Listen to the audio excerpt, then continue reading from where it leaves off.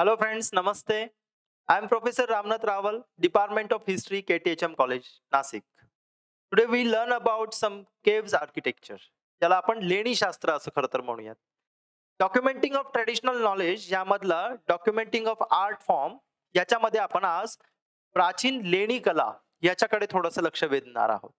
मागच्या तासाला आपण नेमकी वास्तुकला, भारतीय वास्तुकला ज्याला art and architecture of Indian heritage monuments याचा विचार केला होता. त्यातला हा सगळ्यात जुना आणि सगळ्यात कलाकुसर असणारा सुंदर असा एक महत्वाचा भाग आहे, लेणी शास्त्र. तर चला बघूयात लेणी म्हणजे काय. आपण नेहमीच आपल्या अवतीभोवती असणाऱ्या गावांमध्ये किंवा इकडे तिकडे फिरत असताना लेणी हा नेहमीच प्रकार नेहमी सगळीकडे बघत असतो. आपल्याला जगात हेवा वाटणारी अशी अजंठाची, वेरूळची, कारले भाजीची लेणी सगळ्यांना माहिती आहेत आणि अनेक जगभरातील लोक हे बघण्यासाठी इथे येतात. पण तब्बल 2-2.5 हजार वर्षांपूर्वी ही लेणी नेमकी कशी बांधली असतील याचा आपण आज विचार करणार आहोत. तर पाहूयात लेणी म्हणजे काय. लेणी हा शब्द नेमका कुठून आणि कसा आला यापासून आपण सुरुवात करूयात. लेणीला इंग्लिशमध्ये केव्ज म्हणतात, पण व्यक्तिशः मला ते केव हे पटत नाही. पण बऱ्याचदा केव या नैसर्गिक गुफा असतात. लेणी हा संस्कृत मधील लयन म्हणजे एखाद्या गोष्टीचा सुंदरतेचा स्वीकार करणं, अंगीकार करणं या शब्दापासून तयार झालेला लयन या शब्दापासून लेणी हा शब्द तयार झालेला आहे. आणि नक्कीच हा एक मानवनिर्मित कोरलेल्या गुहा ज्याला सुंदर सुंदर अलंकृत अशा दगडांना कोरीव काम करून घडवलेले ते आहेत. त्यामुळे त्याला लेणी हा शब्द परिपूर्ण आहे. तर आपण याला लेणी शास्त्र असंच म्हणूयात. तर पाहूयात लेणी हा शब्द नेमका कसा तयार झाला असेल आणि यातनी लेणी हा शब्द या मॉन्युमेंट्सला कसा दिला गेला असेल. लेणीचं लिखित स्वरूपातलं सगळ्यात जुने अवशेष सापडतात भारतातील नाशिक मधील असणारी त्रिरश्मी बौद्ध किंवा त्याला पांडव लेणी सुद्धा म्हणतात अपभ्रंशाने. तर पांडव लेणी किंवा त्रिरश्मी लेणी इथेही काही लेखांमध्ये ब्राह्मी लिपीतील लेखांमध्ये लेणी हा शब्द प्रथमतः आलेला दिसतोय. आणि एकदा दोनदा नाही तर 2-3 वेळा लेणं, लेणी असा शब्द त्याच्यात आलेला आहे. त्यामुळे याला लयन या संस्कृत शब्दापासून हा शब्द तयार झालेला आहे. लयन किंवा लेणं म्हणजे काय? एखाद्या सुंदरतेचा अंगीकृत करणं, स्वीकार करणं. याला या लयन या शब्दापासून लेणी हा शब्द तयार झालाय. आता लेणी नेमकी कधी, कशी, का बांधली असेल? ती मानवानेच बांधलीत, कशी बांधलीत? याचं नेहमी आपल्याला सगळ्यांना कुतूहल आहे. पण यासाठी विशिष्ट टेक्निक्सचा पूर्णपणे सायंटिफिक टेक्निक्सचा उपयोग केलेला दिसतोय. तर पाहूयात या लेणींचं वैशिष्ट्य काय आहे, स्वरूप काय आहे. भारतात खूप साऱ्या लेणी आहेत. आणि त्यातल्या त्यात महाराष्ट्रात सगळ्यात जास्त लेणी आहेत. म्हणजे असं म्हणतात की भारतातली सगळ्यात जास्त लेणी ही महाराष्ट्रात आहेत. त्याची कारणं आपण आज विचारात घेणार आहोत. ओके. आता पाहूयात लेणीचे पहिल्यांदा प्रकार. भारतामध्ये सगळ्यात 90% पेक्षा जास्त बौद्ध लेणी आहेत.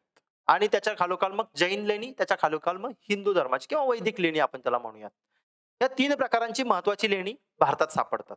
भारतातली सगळ्यात जुनी लेणी ही बिहारमधील बाराबार लोमेश ऋषींची लेणी मानली जातात. परंतु बौद्ध धर्माची सगळ्यात जास्त लेणी संख्या जरी असली, बौद्ध धर्माचा विकास जरी उत्तर भारतात झाला असला, तरी तिचं सगळ्यात जास्त प्रमाण हे दक्षिण भारतात आणि त्यातल्या त्यात महाराष्ट्रात आहे. महाराष्ट्रात त्याच्या खालोखाल आंध्र, कर्नाटक काही भागामध्ये लेणी सापडतात. पण महाराष्ट्रात लेणींची संख्या जास्त असण्याची कारण म्हणजे महाराष्ट्रात असणारा सह्याद्री किंवा त्याला पश्चिम घाट आणि त्यामध्ये असणारा बसाल्टचा खडक. म्हणजे आपल्याला माहिती आहे उत्तर भारतात हिमालय पर्वत आहे, तो वालुकाष्म आहे, तो भुसभुशीत आहे. त्याच्यात लेणी कोरणं इतकं सहज शक्य नाही. परंतु महाराष्ट्रात असणारा अग्निजन्य बसाल्ट खडक हा ज्वालामुखीपासून तयार झालाय आणि त्याच्यापासून निर्माण झालेली त्याच्यामध्ये कोरण्यासाठी सोपी असलेली ही लेणी महाराष्ट्रात त्यामुळे मोठ्या प्रमाणावर सापडतात. आता बौद्ध लेणी याची आता वैशिष्ट्य आपण बघणार आहोत. बुद्ध धर्माच्या प्रचार प्रसारासाठी या लेणींचा विकास झाला. तर या लेणी नेमक्या कशा तयार झाल्या आणि का तयार झाल्या याच्या कारणांचा आपण विचार करणार आहोत.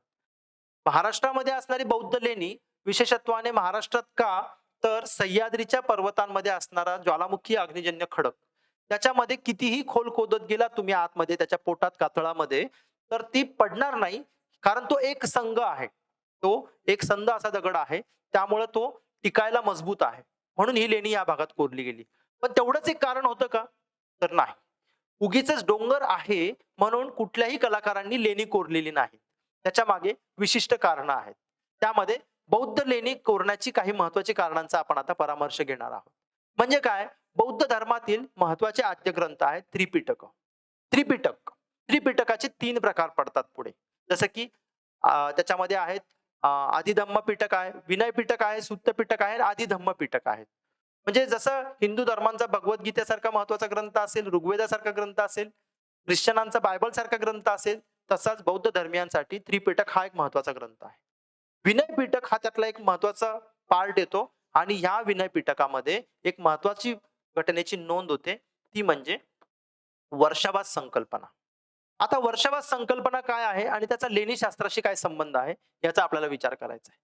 बौद्ध धर्माचा विनय पिटकामध्ये बौद्ध भिक्खूने आपलं धर्म आचरण कशा पद्धतीने करावं याचे काही नियम दिलेले आहेत. विनय पिटक त्यासाठीच खरं तर प्रसिद्ध आहे की बौद्ध धर्माचं आचरण कशा पद्धतीने करावं. बौद्ध भिक्खूने सर्वसंग परित्याग करावा आणि घरदार सोडून बौद्ध धर्माच्या प्रचार प्रसारासाठी संपूर्ण देशभर फिरावं, अशी त्याच्या मागची एक महत्वाची प्रचार प्रसाराची एक थेरी येते. आणि त्याच्यामध्ये वर्षावास नावाची संकल्पना येते. म्हणजे काय? बौद्ध भिक्खूने कोणत्याही गावात 2 ते 3 दिवसांपेक्षा जास्त काळ निवास करू नये. त्याने गावं बदलत बदलत राहावं. मात्र हा जो नियम होता तो पावसाळ्यात शक्य व्हायचा नाही. आजपेक्षा त्यावेळच्या पावसाळ्यात पाऊस हा अधिकच पडत असणार. त्यामुळे पावसामध्ये तत्कालीन प्राचीन काळातली दळणवळण व्यवस्था आजसारखी प्रगत नव्हती. त्यामुळे त्याने 2-3 महिने कुठेतरी एकाच जागी राहावं यासाठी लेणी बांधण्यात आली. यासाठी लेणी बांधण्यात आली आणि या लेणींमध्ये हे सगळे बौद्ध भिक्खू काही काळ 2-3 महिने पावसाळ्याच्या काळापुरता आपला आसरा घ्यायचे. आता इथे आसरा घेतल्यानंतर त्यांना तिथं त्यांचे विपश्यना असेल, तिथली प्रार्थना असेल आणि धर्मप्रचार प्रसार असेल, हे सुद्धा सोबत चालू ठेवूनच तिथे त्यांनी निवास करायचा आहे. त्यामुळे या लेणींची रचना सुद्धा केवळ निवासासाठी बांधलेल्या खोल्या नाहीत, तर तिथे प्रार्थनेसाठी, विपश्यनेसाठी सुद्धा विशिष्ट पद्धतीची रचना केलेली दिसते आणि निवासासाठी सुद्धा. त्यामुळे ही लेणी बांधली गेली. म्हणजे केवळ धर्म प्रचार प्रसार करणे यासाठी तर लेणींचा उपयोग होताच, परंतु वर्षावास संकल्पनेनुसार या बौद्ध भिक्खूंची राहण्याची सोय तिथं व्हावी, हा त्याच्या मागचा एक महत्वाचा उद्देश होता. अजून यातला एक महत्वाचा भाग आहे की ही लेणी अशी कुठेही डोंगर दिसतोय म्हणून बांधली असं नाहीये. जिथे जिथे लेणी आहे त्या तिथे जवळपास कुठे ना कुठे एखादी प्रगत नदीची ज्याला आपण म्हणूया की नदीची प्रणाली विकसित झालेली असावी. म्हणजे उदाहरणार्थ तुम्ही कारले भाजेची जर लोणावळा खंडाळा जवळची लेणी बघितली, त्याच्या जवळून इंद्रायणी नदी वाहते. किंवा आपली नाशिकची ज्यावेळेस तुम्ही लेणी बघता त्यावेळी आपल्या गोदावरीच्या विकसित नदी प्रणालीचा भाग आपल्याला दिसतोय. याच्यातून सांगायचं काय आहे की लेणीच्या जवळपास जर नदी विकसित प्रणाली असेल तर निश्चित तिथे पाण्याचा अभाव नसेल, तिथे नागरीकरण झालं असेल, नगरं असतील, गावं असतील, जवळपासच्या अंतरावरती वाड्या वस्त्या असतील आणि तिथे पाण्याचा सदनता असल्यामुळे शेतीवाडी असेल. म्हणजे हे बौद्ध भिक्खू ज्या भागात राहतील ते तिथे धर्म प्रचार प्रसारासाठी या परिसरात फिरताना त्यांना पाण्याची कमतरता नको आणि शिवाय धर्म प्रचार प्रसार करण्यासाठी तिथे समाजाची सुद्धा उपलब्धता असणं गरजेचं आहे. म्हणून ही सगळी लेणी विशिष्ट नदी विकसित प्रणाली असणाऱ्या भागांमध्येच आपल्याला दिसत आहेत. त्याच्यातला अजून एक पुढचा महत्वाचा भाग म्हणजे ही लेणी जिथे बांधली गेलेली आहेत तिथून विशिष्ट त्या काळातले आर्थिक व्यापारी मार्ग गेलेले आहेत. आपल्याला माहिती आहे इसवी सन पूर्व 2ऱ्या-1ल्या शतकापासून या लेणींचे निर्माण कार्य सुरू झालंय, म्हणजे आजपासून 2200 वर्षांपूर्वी. पण त्यावेळेस देखील भारतीयांचा व्यापार हा ग्रीक आणि रोमन या लोकांसोबत होता. रोमन वगैरे सगळे व्यापारी वेगवेगळ्या मोठ्या मोठ्या जहाजांच्या माध्यमातून आपल्या अरबी समुद्राच्या पश्चिम किनारपट्टीवरती यायचे आणि त्या जहाजांमधून आणलेला सगळा माल तत्कालीन सातवाहनांची राजधानी ही पैठण होती. त्याला प्रतिष्ठान किंवा पतितथान म्हटलं जातं. आणि मग समुद्र किनाऱ्यावरून दक्षिण भारतामध्ये हा सगळा माल आपल्या सह्याद्रीचा डोंगर घाट ओलांडून घाटमाथ्यावरती येऊन तो तिकडे त्याचा व्यापार केला जायचा. आणि त्याच्यातनच मग भडोज सारखं एखादं व्यापारी केंद्र असेल, चौल सारखं व्यापारी केंद्र असेल, कलियाना म्हणजे आजचं कल्याण किंवा सुप्पारक म्हणजे आजचं नाला सोपारा, दाभोळ असेल, राजापूर असेल, ही पश्चिम किनारपट्टीवरची जेवढी काही बंदरं आहेत, पोर्ट्स आहेत, त्या पोर्ट्स वरून ही सगळे आपल्याकडे आलेले दिसत आहेत. म्हणजे एकूणच आपल्याला जर आपण विचार केला की हे सगळे व्यापारी माल घेऊन येणारी लोक ज्या व्यापारी मार्गावरून जायचे तिथेच ही सगळे लेणी बांधली गेलेली आहेत. ह्याच्यातनं 2 हेतू होते की येणाऱ्या जाणाऱ्या लोकांना बौद्ध धर्मचं कार्य समजावं. ते व्यापारी लोक सगळीकडे फिरायचे आणि त्याची ऑटोमॅटिक माउथ पब्लिसिटी व्हायची. आणि दुसरी गोष्ट, याच भागातून फिरताना हे व्यापारी काही दान कर्म सुद्धा या लेणींना करायचे. अनेक ग्रीक, रोमन आणि अन्य व्यापाऱ्यांची नावं या लेणीच्या शिलालेखांमध्ये दान दिलेल्या काही उल्लेखांमध्ये आलेली आहेत. याच्यावरून आपल्याला लेणी बांधताना व्यापारी राजमार्ग याचा सुद्धा विचार केला गेलेला दिसतोय. अशी अनेक कारणं आहेत आणि यातच आणखीन एक महत्वाचं कारण म्हणजे अनेक धर्म शिक्षण हे या लेणींमध्येच दिलं जायचं. ही छोटी-छोटी त्यावेळची महाविद्यालय किंवा विद्यापीठच होती असं समजा. कान्हेरी, बोरिवलीच्या जवळ, मुंबईच्या जवळ असणारं बोरिवली, तिथे कान्हेरीची लेणी आहेत. 100 अधिक तिथे छोट्या-छोट्या, मोठ्या अशा लेणी आहेत आणि त्या समूहालाच त्यावेळचं धर्म शिक्षणाचं ते महत्वाचं केंद्र मानलं गेलेलं आहे.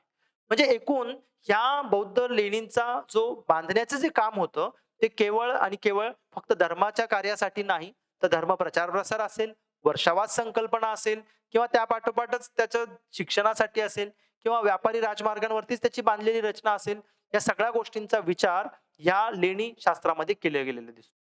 बौद्ध लेणीची आता नेमकी रचना कशी असायची हे आपण बघणार आहोत.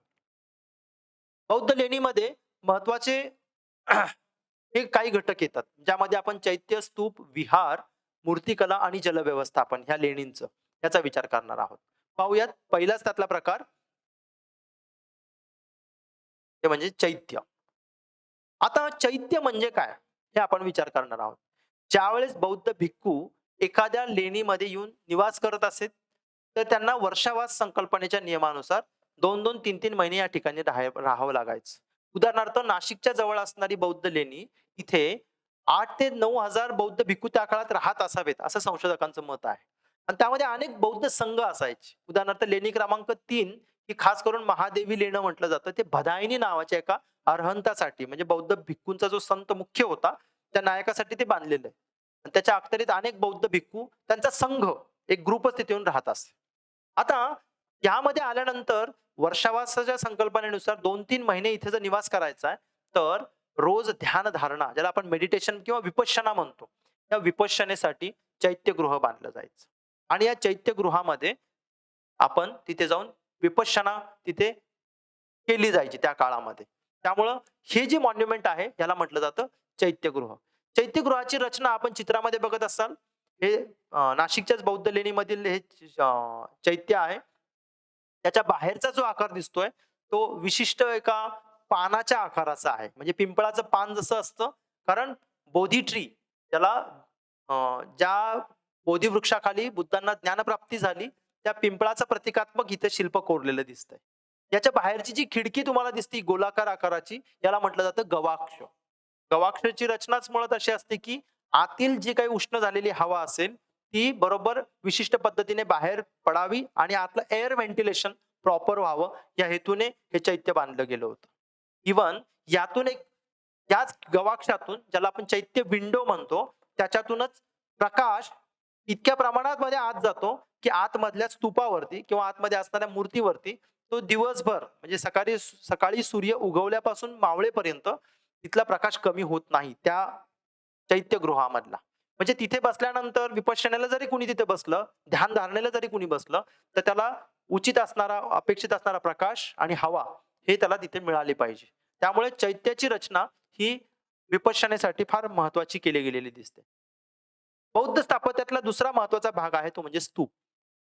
मुळात बुद्ध लेणीमधलं स्तूप हे फार महत्वाचं भाग आहे.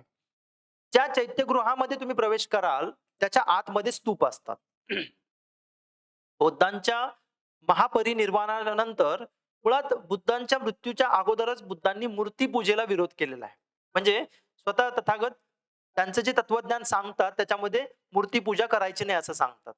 मग त्यांच्या शिष्यांनी पुढे बुद्धांना कसं दाखवायचं हा प्रश्न विचारल्यानंतर बुद्धांची प्रतिकात्मक पूजा करायची असे संदेश देण्यात आले, असा उपदेश करण्यात आला. मग प्रतिकात्मक पूजा म्हणजे काय? चक्राची पूजा करा किंवा बोधिवृक्षाची पूजा करा, स्तूपांची पूजा करा. घोडा हे सुद्धा बुद्धांचं प्रतीक मानलं गेलंय. अशा अनेक प्रतिकात्मक पूजेला तिथे स्थान दिलं गेलंय. कमळ सुद्धा एक प्रतीक मानलं गेलेलं आहे. हत्ती हे सुद्धा प्रतीक मानलं गेलेलं आहे, ज्याचा संदर्भ बुद्धांच्या जन्मकथेशी सुद्धा जोडला जातो किंवा बुद्धांच्या अनेक जीवनातील प्रसंगांशी जोडला जातो. उदाहरणार्थ हत्ती म्हणजे बुद्धांच्या मातेला एक स्वप्न पडलं होतं बुद्धांच्या जन्माच्या पूर्वी की एक स्वर्गातील पांढरा हत्ती त्यांच्या उदरामध्ये प्रवेश करतोय. मग त्या हत्ती त्या वैभवाचं, संपन्नतेचं, श्रीमंतीचं लक्षण आहे. म्हणून हत्ती सुद्धा बुद्धांचं प्रतीक म्हणून दाखवलं जातं. कमळ हे सुद्धा बुद्धांचं प्रतीक दाखवलं जातं, की बुद्ध ज्यावेळी जन्माला आल्यानंतर ते 6-7 पावलं चालले त्या ठिकाणी कमळाची फुलं उगवली. पण कमळ हे मुळातच अनेक प्रतिकात्मक आहे. जसं की कमळ हे कितीही गटारात आलं तरी ते स्वच्छच असतं, सुंदर असतं. ते कितीही घाणीत उगवलं तरी तसंच प्रसन्न आणि छान दिसतं. त्याला चिखलाचा डाग लागला तर लागला जात नाही. म्हणजे हे एक किंवा नवनिर्मितीचं प्रतीक म्हणून सुद्धा कमळ बघितलं जातं. तर कमळ सुद्धा बुद्धांचं प्रतीक म्हणून दाखवलं जातं. ज्या बोधिवृक्षाखाली त्यांना ज्ञानप्राप्ती झाली, त्या बोधिवृक्षाला सुद्धा पिंपळाच्या वृक्षाला सुद्धा बुद्धांना दाखवलं जातं. त्यातला महत्वाचा एक भाग आहे स्तूप. आता स्तूपाचे वेगवेगळे प्रकार आहेत. स्तूपाचे महत्वाचे 3 प्रकार पडतात. पहिला येतो शारीरिक स्तूप. आता शारीरिक स्तूप म्हणजे काय? ज्या स्तूपामध्ये स्वतः तथागत बुद्ध असतील किंवा त्यानंतरचे एखादे मोठे होऊन गेलेले बुद्ध धर्मातील संत असतील, त्यांच्या पश्चात त्यांच्या मृत्यूनंतर त्यांच्या अस्थी, त्याला रिलिक्स म्हटलं जातं, त्यामध्ये ठेवलेल्या असतात. त्याला म्हटलं जातं शारीरिक स्तूप. दुसरा एक स्तूपाचा प्रकार येतो तो म्हणजे उद्देशिक स्तूप किंवा उद्देशिक स्तूप म्हणजे काय? ज्या ठिकाणी तथागत बुद्धांनी बसून प्रवचन दिलेलं आहे किंवा नंतरच्या एका बुद्ध धर्मातील मोठ्या संतांनी, अरहंताने जर एखादं प्रवचन दिलं असेल, तर त्याला म्हटलं जातं उद्देशिक स्तूप. उदाहरणार्थ सारनाथचा स्तूप. सारनाथचा जो स्तूप आहे, तो उद्देशिक स्तूप आहे. कारण बुद्धांचं पहिलं प्रवचन तिथं झालेलं होतं. किंवा शारीरिक स्तूप जर म्हणाल तर बुद्धांचं जिथं महापरिनिर्वाण झालं, राजगृह कुशीनगरला, तिथला जो स्तूप आहे तो शारीरिक स्तूप आहे. यातला अजून एक प्रकार आहे, तो म्हणजे आहे पारभौगिक किंवा उपभोगिक स्तूप. म्हणजे एखाद्या बौद्ध तथागत बुद्ध असतील किंवा एखादा अरहंत असेल, यांनी जर एखाद्या वस्तूंचा उपभोग घेतला असेल आणि त्यांची आठवण म्हणून त्या स्तूपामध्ये ठेवली जाते. मग त्यांचं भिक्षापात्र असू शकतं, चिवर असू शकतं. चिवर म्हणजे त्यांचं त्यावेळचं वस्त्र, ड्रेस किंवा अन्य काही त्यांनी दैनंदिन वापरातल्या ज्या वस्तू आहेत, त्यांची आठवण म्हणून त्या स्तूपामध्ये ठेवलं जातं. म्हणजे एक प्रकारची समाधीसारखीच रचना आहे. पूर्वीच्या काळी जशी समाधी असायची, तशीच ही रचना आहे. आणि चौथा एक खरं तर प्रकार आहे तो कामना स्तूप. कामना स्तूप म्हणजे काय? तर नंतरच्या काळात वज्रयान, सहजयान ह्या काळामध्ये बुद्ध धर्मातले अनेक पुढे कल्ट आहेत. जसं हिंदू धर्मात शैव, वैष्णव येतात, मुस्लिमांमध्ये सुन्नी आणि शिया येतात. तसंच बौद्ध धर्मामध्ये सुद्धा अनेक पंथ पुढे पडतात. 16 प्रकारचे पंथ आहेत. सहजयान, वज्रयान, हीनयान, महायान असे वेगवेगळे. त्यातले वज्रयान, सहजयान हा बौद्ध धर्मातला नंतरचा एक कल्ट येतो. ज्याच्यामध्ये नवस बोलण्याची प्रक्रिया येते. म्हणजे मला अमुक-अमुक माझं घर बांधून होऊ दे, मला नोकरी लागू दे. असं आपण आजच्या काळात जसे नवस करतो, तसं एखादी कामना मनात ठेवून त्या देवतेला हे करायचं आणि ती पूर्ण झाल्यानंतर तो स्तूप बांधला जायचा. मी स्तूप बांधेन. त्या स्तूपांच्या प्रकारांना म्हणतात कामना स्तूप. असे कामना स्तूप आपल्याला कान्हेरीच्या लेणीमध्ये बघायला मिळतात, बोरिवली जवळच्या. म्हणजे हे स्तूपांचे महत्त्वाचे 4 प्रकार आपल्याला इथे विचारात घ्यायचे आहेत. हा झाला 4 प्रकार. त्यातला शारीरिक स्तूप हा त्याच्या रिलिक्स ठेवल्या जायच्या अस्थींसाठी. उद्देशिक स्तूपामध्ये एखादं प्रवचन जर तिथे दिलं गेलं असेल तर तो उद्देशिक स्तूप असेल. उपभोगित किंवा पारभौतिक स्तूप असेल तर त्यामध्ये आपल्याला ह्याची रचना केलेली दिसते, की त्या वस्तू त्याच्यामध्ये ठेवल्या जायच्या दैनंदिन वापरातल्या त्या संतांच्या किंवा तथागत बुद्धांच्या. आणि नंतर येतो कामना स्तूप. आता हा स्तूप आपल्याला जो दिसतो त्याची नेमकी रचना कशी असते ती पण आपण इथे चित्रामध्ये दाखवण्याचा प्रयत्न केलेला आहे. सगळ्यात खालचा जो भाग असतो या स्तूपाचा त्याला वेदिका म्हटलं जातं किंवा वेदी म्हटलं जातं. जो गोलाकार भाग आहे त्याला अंड म्हटलं जातं. एक हे नवनिर्माणाचं प्रतीक मानलं गेलंय. आणि त्याच्यावरती एक चौकोनी बॉक्स पुन्हा येतो. त्याला म्हटलं जातं यष्टी. यष्टीच्या वरती एखाद्या उलट्या होमकुंडासारखी रचना तुम्हाला दिसते, पिरॅमिड सारखी पायऱ्या-पायऱ्यांची उलट्या बाजूने केलेली. त्याला म्हटलं जातं हर्मिका. आणि मी जे तुम्हाला सांगितलं अस्थी किंवा वापरलेल्या वस्तू यामध्ये एका चांदीच्या, सोन्याच्या किंवा कुठल्याही धातूच्या एका डबीमध्ये ते ठेवून त्यामध्ये ठेवलं जायचं त्या हर्मिकेमध्ये. आणि याच्यावरती असायचं लाकडी छत्र. या चित्रामध्ये जे तुम्हाला लाकडी छत्र असणारा स्तूप दिसतोय हा 2100-2200 वर्षांपूर्वीचा सुमारे कार्ले नावाची लेणी आहेत लोणावळा खंडाळा जवळच. आणि त्याच्यावरचं जे लाकूड आहे ते पण 2000 वर्ष जुनं आहे. त्याच्यावरती ते लाकडी छत्र जे आहे ते. आणि या लाकडी छत्रावरती सुद्धा पाना फुलांची सुंदर कोरीव काम केलेलं आहे त्या लाकडावरती सुद्धा. आणि त्याच्यावरती पुन्हा ती जी काही गोलाकार लाकडांची रचना दिसती ती लाकडं सुद्धा 2000 वर्षांपूर्वीची आहेत. मग ट्रॅडिशनल नॉलेज ज्याला आपण म्हणतो, की आज सुद्धा पावसाळ्यात आपल्या घराच्या दाराची लाकडं फुगतं आपण म्हणतो, दरवाजा फुगतो. पण ही 2000 वर्ष पूर्वीची लाकडं अजून जशीच्या तशी आहेत. शिवाय या भागामध्ये लोणावळा खंडाळासारख्या भागामध्ये प्रचंड स्वरूपात पाऊस पडतो. तरी पण ही लाकडं अजून जशीच्या तशी आहेत. याच्यातूनच आपल्याला हे नेमकं नॉलेज काय होतं असा विचार करावा लागणार आहे. किंवा ही लेणी बांधण्यामागे कारणं काय होती? बरं, ही लेणी बांधतानाचा अजून एक महत्त्वाचा प्रश्न आहे, की ही लेणी नेमकी कशी बांधली गेली असेल? त्याकडे सुद्धा आपण वळणार आहोत. पण हे प्रकार आधी बघूयात. यामध्ये आणखीन एक प्रकार येतो, तो म्हणजे बौद्ध स्थापत्य वैशिष्ट्यातला तो म्हणजे विहार. आता विहार म्हणजे काय? तर ज्या ठिकाणी बौद्ध भिक्खू या लेणी समूहामध्ये आल्यानंतर ज्या ठिकाणी त्यांची राहण्याची सोय केलेली असायची, त्याला म्हटलं जायचं विहार. विहार हे एक मोठा हॉल असायचा आणि त्या हॉलमध्ये पुन्हा छोट्या-छोट्या सेल्स म्हणजे छोट्या-छोट्या खोल्या असायच्या. म्हणजे बौद्ध भिक्खूंनी आल्यानंतर त्यांचं जे निवास काम आहे, राहण्याचं काम आहे, हे विहारात करायचं. चैत्यामधून जाऊन त्यांनी ध्यानधारणा करायची, विपश्यना करायची, मेडिटेशन करायचं. अशा पद्धतीची ही सगळी रचना होती. हे नाशिकमधीलच बौद्ध लेणीचं विहार आहे, लेणी क्रमांक 10चं आणि ह्यामध्ये आतमध्ये जवळपास हे 60-70 फूट आत असतं. अ, कोरलेलं असतं आणि त्याच्यामध्ये छोट्या-छोट्या खोल्या असतात आणि हे विहार फक्त निवासासाठीच उपयोग केला जायचा. याचा जो मुख्य हॉल जो असेल, तो मात्र विविध कदाचित प्रवचन, कीर्तनासारखे त्यावेळेसचे काही धर्म उपदेश देण्यासाठी सुद्धा तिथे एखादा संघाचा तिथला अरहंत असेल, तो तिथे बसून त्या हॉलचा वापर करत असावा. त्या बांधताना ही लेणी नेमकी कशी कोरली असतील, हा एक तुमचा जर डोक्यातला प्रश्न असेल, तर केवळ छन्नी आणि हातोडीच्या साहाय्याने ही लेणी कोरलेली आहेत. म्हणजे त्यावेळेस कुठलेही असे मोठे इक्विपमेंट्स किंवा मशिनरीज नव्हत्या. 2000 वर्षांपूर्वी ही लेणी बांधली गेलेली आहेत आणि हे बांधताना केवळ छन्नी हातोडीच्या साहाय्याने. जवळपास इसवी सन पूर्व 1ल्या-2ऱ्या शतकात हे काम सुरू झालं. ते इसवी सनाच्या 4थ्या-5व्या शतकापर्यंत हे लेणी महाराष्ट्रात घडत होत्या. म्हणजे 500-500, 600-600 वर्ष ही लेणी पूर्ण होण्यासाठी लागलेली आहेत.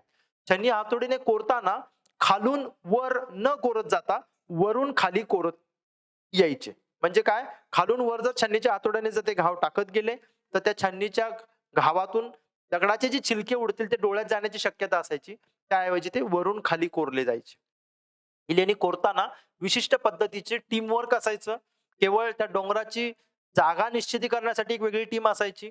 त्या दगडांचा अभ्यास करणारी एक टीम वेगळी असायची किंवा त्याचा फ्रंट फक्त कोरणारे हे वेगळे असायचे. आतमध्ये गेल्यानंतर मुख्य मूर्ती कोरणारे वेगळे असायचे. खांब कोरणारे वेगळे असायचे. आपण या विहारामध्ये बघताय हे खांब आहेत. त्याचा खालचा जो कुंभाचा जो भाग दिसतोय, तो सगळ्या खांबांचं जर मेजरमेंट घेतलं तर ते समान आहे. आज सुद्धा तुम्ही मीटर टेप घेऊन जा, ते मोजून बघा. त्या खांबांची अष्टकोनी, षटकोनी रचना, त्याच्यावरती असणारा स्तंभशीर्ष, त्या स्तंभशीर्षाच्या मध्ये आवळ्याचा आकार दिसणारा अंमलसार दिसतोय आणि त्याच्यानंतर स्तंभशीर्षाच्या वरती विविध प्राणी हे तिथे आहेत. यातला एकही प्राणी आणि यातली एकही रचना विनाकारण नाही.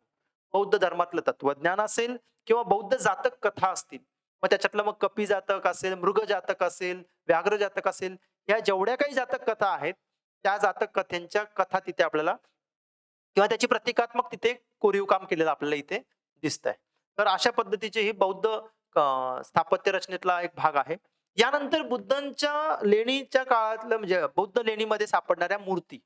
आता बुद्ध मूर्ती सुरुवातीला जरी बुद्धांनी मूर्तीपूजेचा विरोध केला असला, नंतरच्या काळात कुशाणांच्या काळामध्ये बुद्ध मूर्तीच्या निर्माणाला मान्यता मिळालेली दिसते.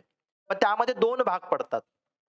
म्हणजे ज्यावेळेस 4थी धर्म परिषद आयोजित करण्यात आली, तर तिथेच हा सगळा एक सुरू झाला होता. 3ऱ्या-4थ्या धर्म परिषदेच्या दरम्यानपासूनच हा विषय सुरू झालेला होता, की अन्य धर्मीयांनी जसं हिंदू धर्माने सूर्य आणि विष्णूची मूर्तीची पूजा सुरू केलेली आहे.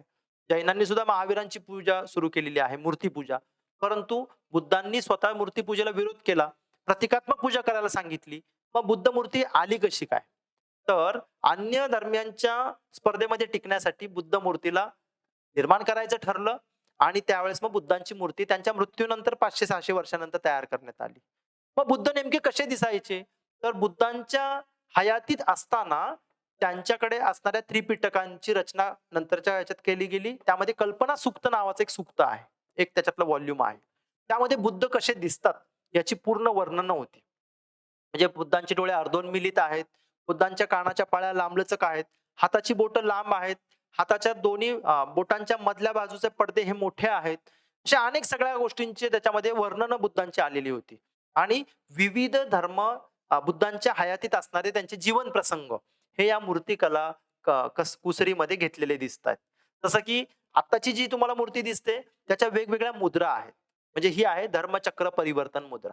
सारनाथला पहिलं प्रवचन देताना बुद्धांनी जे सांगितलं, की मी धर्माचं चक्र परावर्तित करतोय. तर त्या प्रसंगाला अनुसरून ही मूर्ती बनवलेली आहे. म्हणजे धर्मचक्र परिवर्तन मुद्रा. धरणी स्पर्श मुद्रेमध्ये बुद्धांना ज्ञानप्राप्ती झालेली आहे आणि त्याला ग्वाही विचारायला आलेल्या स्वर्गातील एका यक्षाला, इंद्राला ते सांगतायत, तर की मला ज्ञानप्राप्ती झाली.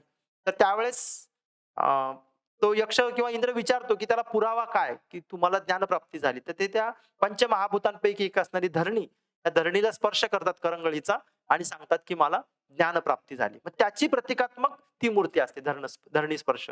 ध्यान मुद्रेमध्ये बुद्ध ध्यानस्थ अवस्थेत असतात. आशीर्वाद मुद्रेमध्ये आशीर्वाद देताना असतात किंवा महापरिनिर्वाण मुद्रा, तिथे बुद्धांचा ज्यावेळेस मृत्यू झाला, तिथे बुद्ध झोपलेल्या अवस्थेत त्या मूर्तीमध्ये असतात. ही सगळी कला कुशाण काळामध्ये विकसित झाली. त्याच्यामध्ये मग गांधार शैली, मथुरा शैली असे वेगवेगळे प्रकार पडतात, जो आपण मूर्तिकलेच्या याच्यामध्ये आपण हे विस्तृतपणे जाणून घेण्याचा प्रयत्न करणार आहोत. त्यामुळे बुद्ध लेणीचा ज्यावेळेस तुम्ही अभ्यास करणार असाल, तर स्तूपांसोबतच आपल्याला बुद्धांच्या तिथे असणाऱ्या वेगवेगळ्या मूर्ती, मग त्याच्यामध्ये वज्रपाणी असू शकतो, त्याच्यामध्ये मग वेगवेगळे अवलोकितेश्वर असू शकतो, वेगवेगळे यक्ष असू शकतात, नागलोकांचं वैशिष्ट्य नागवंशाचं वैशिष्ट्य दाखवणाऱ्या मूर्ती असू शकतात. अनेक प्रकारचे छोट्या-मोठ्या मूर्ती असतात, ज्याच्यातनं आपल्याला त्या जातक कथा असतील किंवा बुद्धांचं स्वतःचं जीवन चरित्र असेल, याचा आपला प्रत्यय येत असतो आणि म्हणून आपल्याला लेणी शास्त्र जाणून घेताना तत्कालीन मूर्तिकला सुद्धा जाणून घेणं अत्यावश्यक ठरतं. पाहूयात त्यानंतर लेणींच्या जवळपास असणारी पाण्याची टाकी. त्याला कोदी आणि पोदी असं म्हटलं जातं. पोदी आणि पोडी. पोदी म्हणजे जे पाणी पिण्यासाठी असेल त्याला पोडी म्हटलं जातं. पोडी किंवा पोदी. आणि कोदी म्हणजे कोडी, जे असं वापरण्यासाठीचं पाणी. एक लक्षात घ्या, जगातलं कुठलंही वास्तुकला ही पाण्याच्या व्यवस्थापनाशिवाय अशक्य आहे. त्यातील जलव्यवस्थापन जितकं मजबूत, तितकं ते ठिकाण किंवा ती वास्तू तितकं तिचं आयुष्य मोठं असं सांगितलं जातं. आज देखील आपण घर बांधणार असू, तर आपण पहिल्यांदा 2 गोष्टींचा विचार करतो. जायला रस्ता आहे का आणि पाणी आहे का?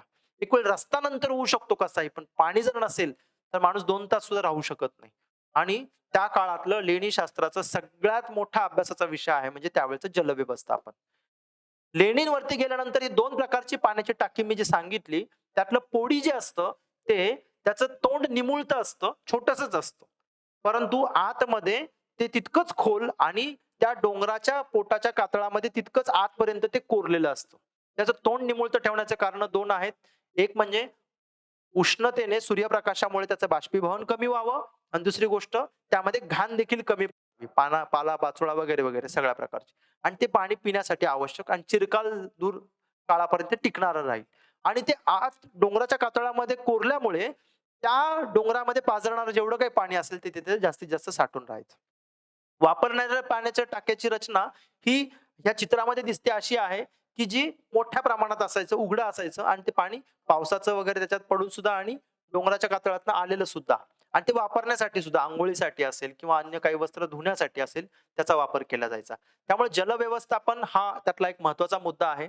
अशी बौद्ध लेणीचा आपल्याला विचार करायचा आहे. त्यातलं चैत्य असेल, स्तूप असेल, विहार असेल किंवा त्यासोबतच तिथली मूर्तिकला असेल आणि त्यासोबतच तिथलं जलव्यवस्थापन हा एक मुद्दा आहे. आणि यासोबतच आपल्याला या बौद्ध लेणींमध्ये असणारी चित्र, जसं अजंठा सारखं ठिकाण आहे जे जगप्रसिद्ध आहे, त्यावरती काढलेली चित्र ही किती वेगवेगळ्या प्रकारे काढलेली आहेत याचा आपण विचार करू शकतो आणि त्याचा सुद्धा आपण चित्रकला या विषयामध्ये त्याला आपण जास्त त्याचं आपण विस्तृतपणे जाणून घेणार आहोत. पण ह्या लेणी जाणून घेताना त्या काळामध्ये चित्र कशी काढली गेली असतील आणि ती 1,500 वर्ष टिकली सुद्धा कशी आहेत, त्याच्या मागची शास्त्रीय काय अभ्यास आहे तो सुद्धा आपण जाणून घेणार आहोत. याच बरोबरीने भारतात पुढचा एक लेणी प्रकार सापडतो तो म्हणजे जैन लेणी. भारतामध्ये 80-90% जरी बौद्ध लेणी असतील तर त्या पुढचे 5-10% सुद्धा जैन धर्मियांसाठी लेणी आहेत. जैन लेणी सुद्धा भारतातली महाराष्ट्रातच जास्त प्रमाणात सापडतात. नाशिक जवळ असणारं चामराज लेणी किंवा अनकाई टंकाई किंवा त्रिंगलवाडीची लेणी अशी अनेक लेणी आहेत किंवा अजंठा वेरूळला सुद्धा त्या अजंठाच्या बौद्ध लेणीच्या समूहामध्ये काही जैन लेणी सुद्धा आहेत. वेरूळच्या सुद्धा समूहामध्ये काही जैन लेणी आहेत. त्यामुळे जैन लेणी हा एक महत्त्वाचा भाग येतो. जैन लेणीमध्ये सुद्धा बौद्ध धर्मासारखं चैत्य स्तूप वगैरे नसतं, परंतु 2 ठिकाणं असतात. एक त्यांचं प्रार्थनास्थळ जिथे जैन महावीरांची किंवा तीर्थंकरांची मूर्ती असते आणि दुसरं असतं विहार, जिथे या जैन धर्माच्या प्रचार-प्रसारासाठी मग त्याच्यामध्ये श्वेतांबर असतील किंवा दिगंबर असतील, या कळचे फिरणारे जे काही त्यांचे अरहंत असतील, त्यांच्या निवासाची सोय त्या काळामध्ये केली गेलेली होती. जैन धर्मियांचे 24 तीर्थंकर आहेत. अगदी ऋषभदेव पासून पार्श्वनाथ असेल किंवा नंतर महावीर असतील, त्यांचे तिथं मूर्तींची तिथे रचना असते. त्या तीर्थंकरांची विशिष्ट वाहनं असतात. मग घोडा असेल किंवा सिंह असेल, त्या तीर्थंकराच्या आणि त्याचा अभ्यास आपण इथे करू शकता. ही अनकाई-टनकाईच्या जवळ असणारी येवल्या जवळच असणाऱ्या ही लेणीची ही चित्र आपल्याला दिसतात. त्याच्यावरती वरती सिंह आहेत आणि आतमध्ये महावीरांची वगैरे सुद्धा मूर्ती आपल्याला इथे दिसते. याच बरोबरीने आपल्याला तिसरा सगळ्यात महत्वाचा प्रकार बघायचा ते म्हणजे हिंदू लेणी. हिंदूंच्या लेणीची संख्या त्या मानाने इतकी विकसित प्राचीन काळात झालेली नाहीये. परंतु त्यांची काही महत्वाची ठिकाणं आपल्याला माहिती पाहिजेत. जसं की वेरूळ. वेरूळला हिंदूंचं शिवलेणं ज्याला म्हटलं जातं, ते तिथं आहे किंवा मुंबई जवळच असणाऱ्या गेटवे ऑफ इंडिया पासून आत समुद्रात, अरबी समुद्रात असणारं एलिफंटा केव्हज किंवा त्याला घारापुरीची लेणी असं म्हटलं जातं. हिंदूंच्या लेणीमध्ये सुद्धा सुरुवातीला त्याचा मुख्य देवता त्यातल्या त्यात शिव हा त्यातला आराधनेचा विषय होता. त्यामुळं तिथे सुद्धा तिथलं जलव्यवस्थापन असेल, तिथली निवासाची व्यवस्था असेल आणि महत्वाचं म्हणजे मुख्य देवतेसाठी बांधलेली ही लेणी हा हा त्यातला महत्वाचा प्रकार आहे. आता ह्या लेणीशास्त्रातनं आपल्याला ट्रॅडिशनल नॉलेज ज्याला आपण म्हणतो त्याच्यासाठी काय फायदा होऊ शकतो? त्यावेळेस आपण ग्रामीण भागात किंवा आपल्या परिसरामध्ये जाणार असाल आणि तिथलं तंत्र समजून घेणार असाल, तर 2000 वर्षांपूर्वीची विकसित झालेली ही कला नंतरच्या काळात कशी लुप्त झाली किंवा त्यासाठी त्यांनी काय टेक्निक्स वापरले होते. म्हणजे आज सुद्धा नाशिकच्या बौद्ध लेणीच्या 60 फूट आतमध्ये तुम्ही जाऊन बसता आणि तुम्हाला यत्किंचित ही भीती वाटत नाही, की हे डोक्यावर पडेल आपल्या ढासळून. म्हणजे त्या तंत्राचा हा एक सगळ्यात मोठा विचार करण्याचा भाग आहे, की त्या काळामध्ये असं कोणतं तंत्र होतं, हे त्यांनी त्या काळात विकसित केलं आणि ही लेणी जवळपास 300, 400, 500 वर्ष याला बांधायला लागलेली आहेत आणि त्याचा विकास झालेला आहे. त्यांचं जलव्यवस्थापन असेल किंवा त्यांची एअर व्हेंटिलेशन पासून, जलव्यवस्थापनापासून किंवा जवळपासच्या असणाऱ्या दळणवळणाचा व्यापारी मार्ग या सगळ्या गोष्टींचा विचार करता या लेणींची रचना हा नक्कीच एक अभ्यासासाठीचा महत्वाचा विषय आहे आणि 2000 वर्षांपूर्वी विकसित झालेला हे तंत्र केवळ धर्म प्रचार प्रसारच नाही, शिक्षणच नाही, तर कला, संस्कृती, चित्रकला, मूर्तिकला अशा अनेक बहुविध विषयांना स्पर्श करणारा हा एक विषय आहे. त्यामुळे मग त्यातली बौद्ध लेणी असतील, जैन लेणी असतील किंवा हिंदू लेणी असतील, हा आपण आपल्या अभ्यासाच्या दृष्टिकोनातून त्याच्यावरती विचार करणं जास्त गरजेचं आहे आणि हा आपला वारसा आहे. याला आपण टिकवण्यासाठी अजून काय-काय करू?